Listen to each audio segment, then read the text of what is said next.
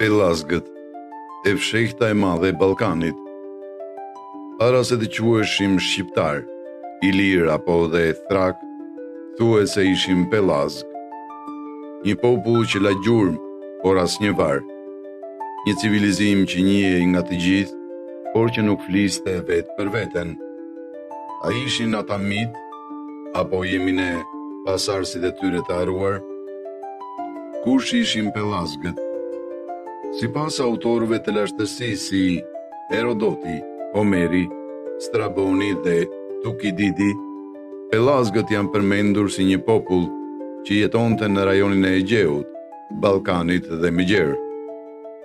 Quhen shpesh autokton, që do thot banor të parë.